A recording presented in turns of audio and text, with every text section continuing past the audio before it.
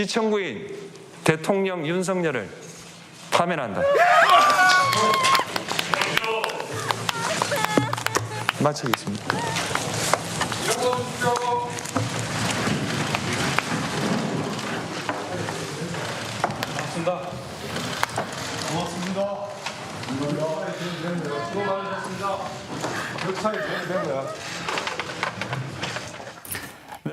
아이고 이 당연한 얘기를 듣느라고 참. 너무 눈물이 나요.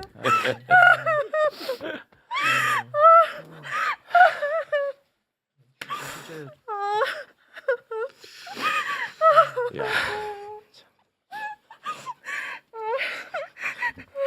축하합니다, 여러분. 네. 아이고.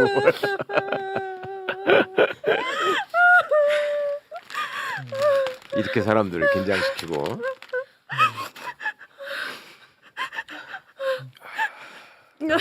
진짜. 예. 이 당연한 일을 가지고. 근데 너무 지난 3년이 너무 힘들었기 때문에 진짜 우리 너무 힘들었잖아요. 지옥 같았는데. 그러니까 뭐 민주주의와 법치주의, 헌법 원칙을 완전히 다 파괴하고 대한 국민의 신임을 배반했다. 중대하게 될 거예요. 예. 중대하게. 이건 뭐 아, 정말 광장에서 매일 밤을 지새고 진짜 항암 치료받는 아내 손을 잡고 강화문에 가시는 분의 글을 봤을 때 진짜 우리 국민들 너무 힘든데. 그렇죠. 아 너무 죄송합니다. 아, 너무 감사합니다. 진짜 감사합니다. 아 너무 고맙습니다. 저런 놈 때문에. 아이고 정말. 아 정말 너무 고맙습니다. 정말 너무 고맙습니다. 정말 고맙습니다. 정말 고맙습니다. 생지옥이 아. 뭔지 진짜 아 정말 너무 고맙습니다. 고생 많으셨습니다. 너무 고맙습니다. 그리고 너무 죄송합니다. 네.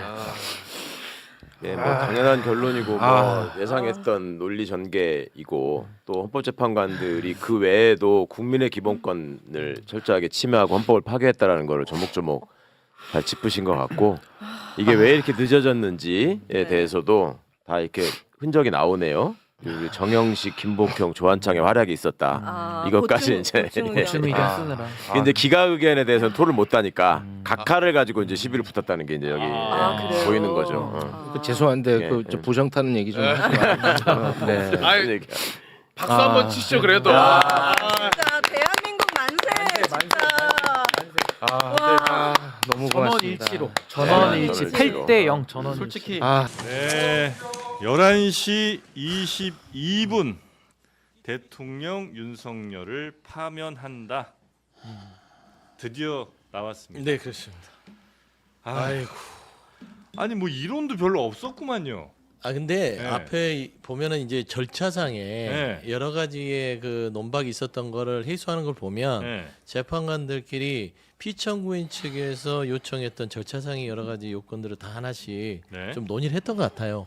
물론 이제 5가지 큰 개요에 대해서는 위법성이 명백하기 때문에 네. 합헌이라고는 눈꽃만큼 찾을 수가 없어서 결국에는 술술술 나왔는데 저는 이거는 너무나 당연한 헌법과 법률의 어떤 네. 그 기준에 있어서는 8대0 인용이 나오는 그 것이고 윤석열 측의 주장은 거의 하나도 안 받은 거죠 지금 보니까. 하나도 안 받을 수밖에 없죠. 네. 뭐 개몽이네, 뭐 아무 일도 일어나지 않았네, 뭐 절차에 흠결이 있네, 탄핵 소추 안에서 내란 죄를 내란 행위로 바꾼 네. 것들은 그게 절차가 문제가 있는데 이런 것들은 재판관들이 보기엔 말도 안 되는 소리예요. 네. 그래서 저는 일단 그렇고 가장 저는 주목한 부분들은 이게 윤석열이 저질렀던 죄가 네. 파괴를 했다. 네. 그러니까 이 국가의 혼란을 초래했다. 예. 용납할 수 없다. 이런 단어들을 썼다는 거. 네, 네, 네. 저는 이 내란 행위에 대한 엄중한 헌재의 심판. 저는 좀 늦은 감이 있으나 네. 헌법이 바로 날짜가 서는 좀 것이 늦었죠. 좋습니다. 네. 우리 김보엽 대변인님은 어떻게 좀 보셨습니까? 짧게 말씀해 주신다면. 이렇게 오래 끌 일이었나 그런 생각이 먼저 그러니까요. 듭니다. 예. 작년 12월 3일 내란 시작이었고 123일 만에 오늘 거기에 대한 징계를 한 거 아닙니까? 네. 그 징계를 하는데 내란죄 형사처벌을 하는 것도 아니고 징계를 하는데 이렇게 끌 일이었나 싶습니다. 다행인 점은 탄핵 사유에 대해서는 보충 의견이나 별개 의견이 없이 재판관들이 전원 의견으로 파면을 선고한 점입니다. 일부 보충 의견이 있었던 것은 절차에 대해서 네. 즉 재판관들 중에 일부가 윤석열 대리인 쪽에 주장을 했던 점을 보충 의견에 담았으나 네. 그것마저도 결국은 다 반영할 받아들이지 않는 의견은 것으로. 아니었다는 네. 것이죠. 예. 그러니까 김복형, 조원창 이 두 분이 아마 보충 의견을 넣었을 거예요. 네. 그러니까 증거 자료, 검찰의 증거 자료를 조금 더 나중에는 엄격히 다루자. 네. 네, 이 헌법재판소의 판결을 들었습니다. 아마 우리가 기대했고 예상했던 내용들인 것 같습니다.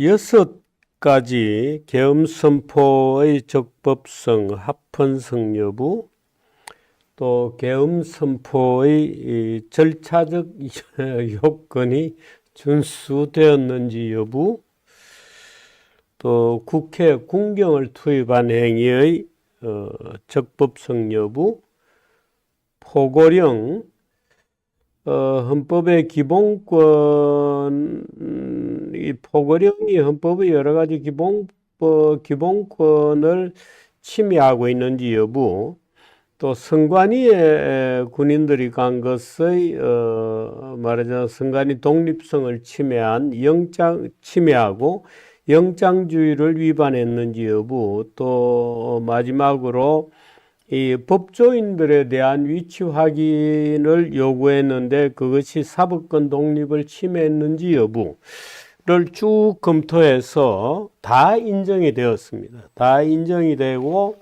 이 사전적으로는 여러 가지 그 절차적인 각 하나 기각의 어떤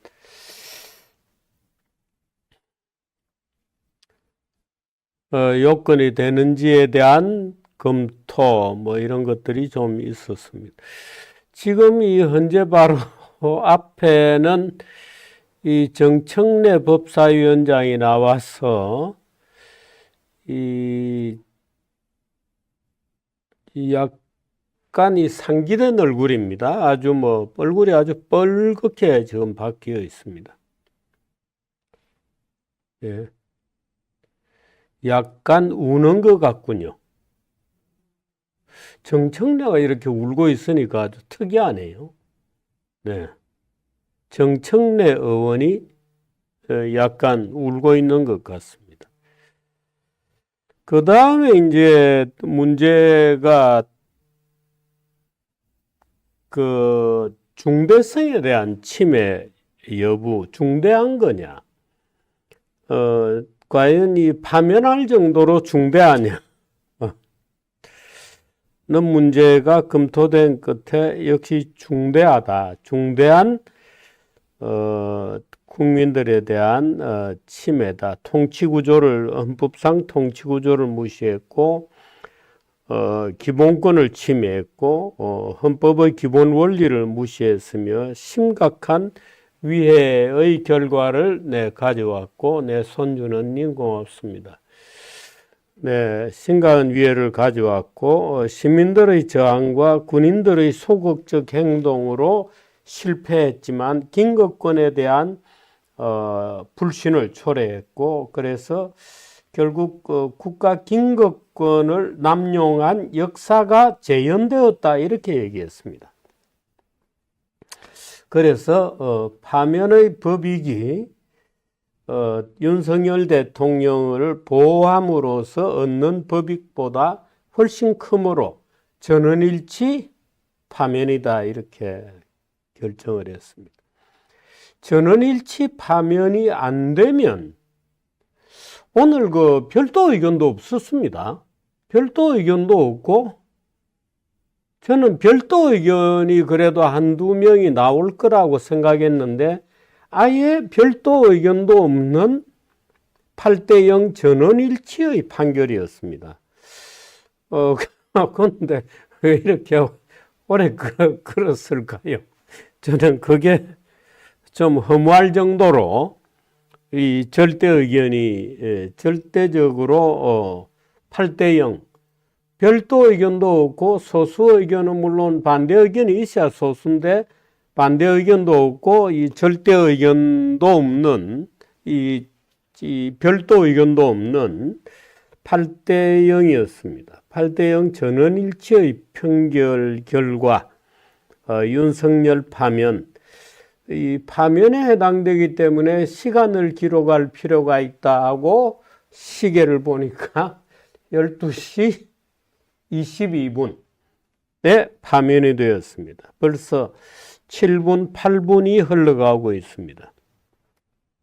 여러분들도 아마 여러 가지 생각이 교차하겠습니다만은 저도 참 여러 가지 만감이 교차하는. 네.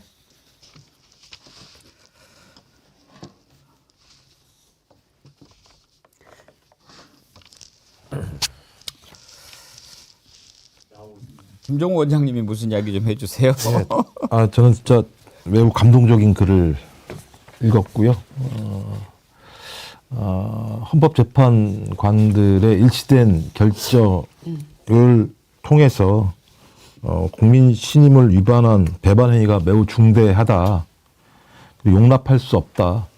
민주공화국의 가치에서 저런 대통령을 용납하면 국민의 기본권, 민주공화정의 가치를 지킬 수 없다라고 판단한, 뭐 늦었습니다만 헌법재판관님들의 판단에 감사와 경의를 표하고요. 또 오늘 글을 쭉 제가 들으면서 매우 감동적이다. 매우 감동적이고, 저런 감동적인 글에는 다시는 어떠한 자도 이와 같은 행위를 할 생각마저도 하지 말라고 하는 강력한 경고가 담겨 있다는 생각이 들고요. 더 감동적이었던 건 그 내용 중에서 시민의 저항, 계엄군들의 태도들을 언급했다라는 측면에서 소위 시민권의 승리다. 시민의 승리다. 어떻게 저런 자가 감히 국민을 대의하는 민의의 전당인 국회를 침탈할 생각을 할 수 있겠는가. 그런 짓을 했는데 그걸 시민이 맨몸으로 목숨을 걸고 지켜냈기 때문에 저는 오늘 4월 4일 11시 22분 헌법재판소에 저런 판결이 나왔다는 생각이 들기 때문에 저는 국민 승리, 시민 승리, 민주주의의 승리, 그리고 우리 대한민국 헌법과 법률의 승리, 그리고 끝내 상식과 규범의 승리라는 생각이 들어서 감사하고 또 감사하고 너무 감사하고, 어제 밤을 새웠던 안국동 앞에 우리 시민들에게 너무 고맙습니다. 김유정 의원님, 저렇게 준엄한 선고가 나올 거라고까지는 생각을 못했는데 정말 그 듣는 내내 너무 감동적인 그런 선고문이었던 것 같고요. 이런 결론을 내리려고 이렇게 시간이 오래 걸렸었나 이런 생각도 한편 들어요. 뭔가 준엄한 꾸짖음, 정말 매섭게 윤석열을 향해 이렇게 이 국민의 그 주권자인 국민의 명령으로 이렇게 해주기 위해서 시간이 걸렸던 건가. 지금 와서 돌이켜 보니까 우리가 너무 조바심 냈던 게 아닌가 이런 생각도 한편 들고요. 그리고 이게 헌법 정신이라고 생각합니다. 그리고 주권자인 국민의 명령이고요. 대통령 윤석열을 파면한다. 그런 순간에 우리가 박수를 치기는 했지만 저는 샴페인을 따고 축하를 하려고 했거든요. 그런데 지금 이 스튜디오 안이 눈물바다가 됐습니다. 박영식 앵커님, 왜 이렇게 눈물이 날까요? 그러니까 이게 그 인내하신 분들이 많았던 것 같아요. 참 이게 오랜 시간을 걸려서 이 한마디 들으려고 저희가 여기까지 온 거 아니겠습니까? 12월 3일의 계엄의 밤, 내란의 밤 이후에 지금까지 국민들이 견뎌왔던 이런 많은 스트레스와 짜증이 한 번에 날아가는 그런 장면이긴 합니다만은 너무 복잡한 감정들이 한순간에 들었던 것 같아요. 그러니까 한편 저는 이제 뭐 앞에서 두 분께서 너무나 뭐랄까 헌법에 따라서 양심에 따라서 국민의 어떤 마음을 대변해주는 그런 결정문이라고 말씀해 주셨기 때문에 한편으로는 저는 참 제가 드는 감정은 재판관님들한테 좀 죄송하다는 생각도 한편으로 들었습니다. 왜냐하면 너무 답답해서 그간 혹시나 경고 차원에서 어떤 재판관이 이 선고를 지연시키고 있는 것이냐에 대한 분석을 세세하게 했던 적도 있습니다만은 만장일치의 파면 결정이 그것도 가장 퍼펙트한 파면 결정이 내려지고 나니까 그 이후에 들었던 이 복잡한 감정을 뭐 한마디로 설명드리기가 어렵다 보니까 그 눈물로써 이 감정이 흘러나오는 거 아니겠는가 이런 생각이 들고요. 뭐 지금 보시는 많은 구독자분들께서도 같은 마음으로 이게 막 환호하고 즐기고 행복해할 수 있는 그런 순간임에도 불구하고 눈물이 흐른다는 댓글을 많이 주실 수밖에 없는 이유가 아마 그런 배경이 있었기 때문에 아니었겠는가 그런 생각이 좀 듭니다. 마치겠습니다.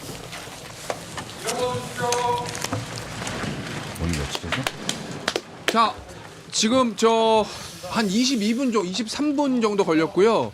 11시 22분에 정확히 왜냐하면 이제 파면 선고는 시간까지 기재를 해야 되거든요. 그때 효력이 발생하는 거니까 11시 22분에 문영배 헌법재판소장 권한대행이 피청구인 대통령 윤석열을 파면한다.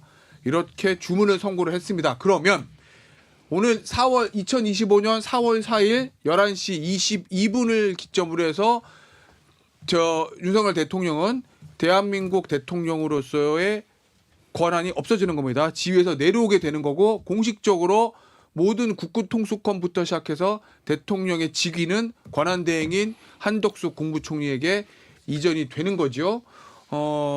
자, 어떻게 보셨어요? 저는 퍼펙트했다고 봅니다. 퍼펙트했다. 그러니까 8대0 만장일치 선고뿐만이 아니라 5가지 소추 사유 전부에 중대한 위헌 위법 행위를 확인했습니다. 박근혜 전 대통령 때 13가지 소추 사유를 가지고 국회가 탄핵 소추를 했고 그거를 4가지로 줄였거든요. 제 기억으로는. 근데 그중에 한 가지만 인정됐습니다. 최순실의 국정농단. 나머지 인정이 안 됐어요. 근데 이번엔 5가지 모두에 중대한 위헌 위법 행위가 있다고 인정이 됐고 의문은 그래서 근데 왜 이렇게 오래 걸렸을까? 저도 그 생각. 아니 그러니까 우리가 앞서 이제 소수 의견, 보충 의견 뭐 이 얘기 했는데 보충 의견이나 별개 의견이 실체 판단에 있어서 좀 있지 않을까 이런 예상을 했는데 주로 절차에 관한 문제 보충 의견 딱 2건 나오고 실체에 관해서는 아무런 보충 의견이 소수 의견이 없었어요. 완전히 퍼펙트한 결정이었는데 왜 이렇게 오래 걸렸을까? 이게 좀 의문으로 남네요. 예를 들면 그러니까 이후에 아마 설명이 좀 혼재서 나올 것 같아요. 뭐 그렇지 않고는 이 의문이 잘 해소가 안 돼요. 뭐 6대2, 7대1 그러면 설득 예를 들면 뭐 5대3 교착설에서 한 명을 설득하느라고 오래 걸렸겠구나라고 생각을 할 텐데 8대 역이 돼서 잠깐만요. 저 속보 지금 카카오톡이 안 된다고 그러거든요. 뭐 갑자기 이제 좀 뭐 부하가 몰렸나? 그렇지. 사람들이 이제 뭐 얘기하겠죠. 이거 막 이제 전달하느라고 아니면 중국 공산당의 짓인가? 여기 탄핵시켜야 되고. 자, 여러분 지금 저 메신저 하지 마시고 그냥 유튜브로 저희와 함께 하시면 됩니다. 그럼 저희 방송이 끝날 때쯤은 될 거예요. 저는 일종의 지식인으로서 일종의 지식인. 오늘 그 한 20여 분 되는 문영배 재판관이 읽은 결정문이 민주주의 교과서에 굉장히 주요한 자료가 될 것 같습니다. 어떤 점에서요? 그러니까 지금 사실은 박근혜 대통령 같은 경우는 이제 뇌물 비리 뭐 직권남용 이런 거잖아요. 그러니까 형사법에 관한 어떤 개인적 비리인데 이번에 계엄과 관련된 탄핵건은 민주주의의 절차와 민주주의 과정과 민주주의 요체와 본질이 무엇인가에 대해서 생각해야 하는 사건이었다고 봐요. 그렇기 때문에 뭐 주요 탄핵 소추 5가지 사유에 대해서 뭐 사실관계를 확인하는 거, 절차적인 문제 제기에 대해서 확인해 주는 거 말고 뒷부분에 가서 야당의 탄핵 남발에 대해서도 일정 정도 헌재의 어떤 의견들을 좀 정리해서 제시를 했고 그럼에도 불구하고 대통령이 이걸 정치의 과정을 통해서 설득하고 또 총선에서 국민들에게 표를 받아서 정리를 했어야지 군경을 동원해서 이렇게 비상계엄을 하는 것은 민주주의를 위협하는 것이다라는 저는 민주주의 교과서 같은 이야기를 아주 잘 정리했다고 봐요. 그래서 뭐 앞으로 로스쿨 준비하는 분들도 이걸 뭐 보겠지만 앞으로 고등학교 때 정치경제 시간이 지금 있는지 모르겠는데 정치계 수업이 있다고 한다면 요 결정문을 꼭 읽혀서 민주주의의 힘을 보여줘야 되고 우리 87년 이후에 대한민국 민주화 과정 이후에 여전히 대한민국 민주 시스템은 살아있다. 이걸 아마 보여준 저는 8대0의 만장일치 인용이라고 생각합니다. 피청구인 대통령 윤석열을 파면한다. 마치겠습니다. 웃잖아 저 사람. 파면한다. 아이고.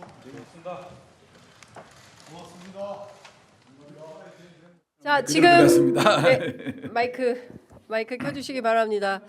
네, 예 시청자 여러분 지금 보신 그대로 피청구인 대통령 윤석열을 파면한다라는 헌법재판소의 결정이 오전 11시 22분에 선고되었습니다. 저희 이구동성으로 이렇게 간단한 일이 이렇게 오래 걸릴 일이었습니까?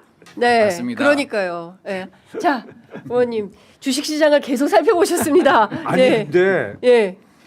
피청구인 윤석열의 존재감은 인정해줘야 될 것 같아요. 예. 사실은 전 세계적으로 어제 완전히 경제 폭탄이 터진 거거든요. 네. 그러니까 미국이 지수 자체가 5% 6%씩 빠졌어요. 그리고 뭐 일본 포함해서 다 주가가 엉망이에요.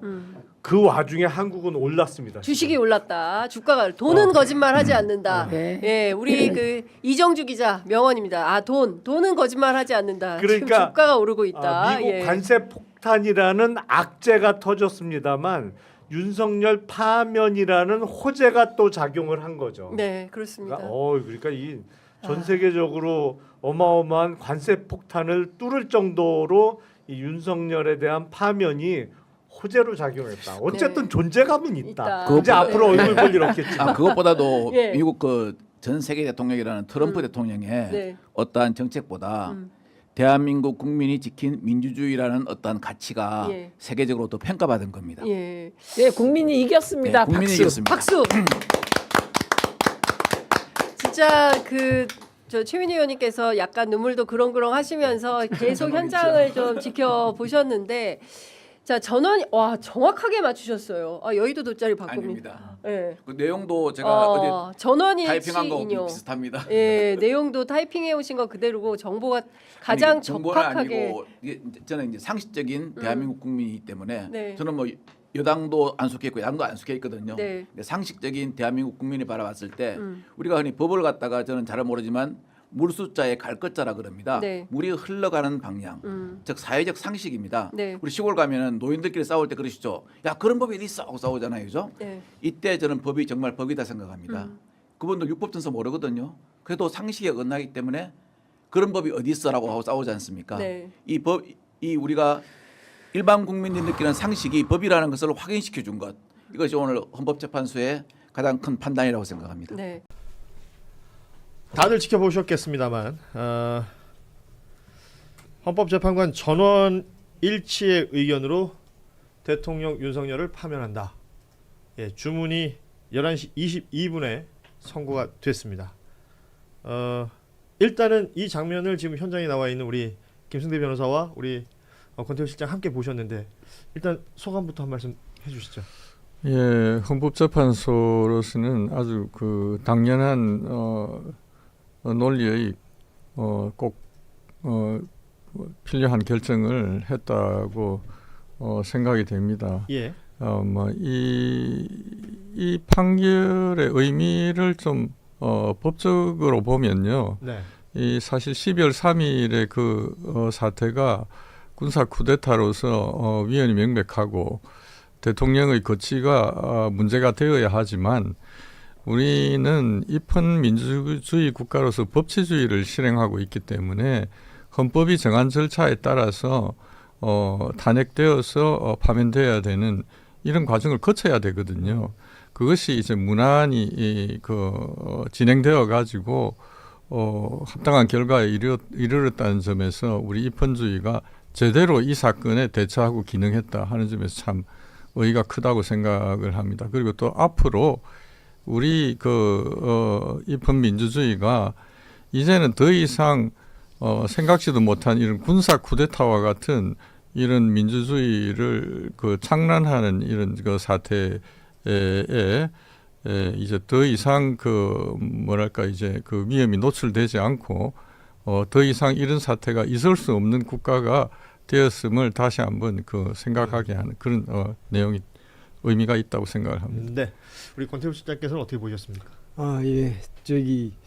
이걸 처음 보면서 이 모든 국민들이 이렇게 가슴 졸이면서 이 너무나 당연한 사안을 이렇게 봐야 되는가라는 예. 약간의 자괴감은 있었습니다만은 헌법재판소가 이제 그 하나하나 조목조목마다 하는 설명들이 다 일리가 있고 예. 충분히 수긍이 가는 장면이었다고 생각합니다. 그리고 방금 그 변호사님 말씀하신 것처럼 우리 헌정 사상에 이제 그 군사 쿠데타라고 하는 것이 1961년에 있었고 그리고 1979년 12.12 때 있었고 그리고 이번은 이제 친위 쿠데타 성격이 있었는데 처음으로 그런 쿠데타 상황에 있어서도 이것이 헌법재판소를 통한 제도적인 절차에 의해서 비록 시간이 걸리긴 했지만 그 과정들을 다 거쳐서 이렇게 했다는 그러니까 우리 역사상 처음 있는 일이고 그리고 이것이 민주주의 국가고 헌정 법치 국가라는 것을 다시 한번 깨닫게 됐습니다. 네.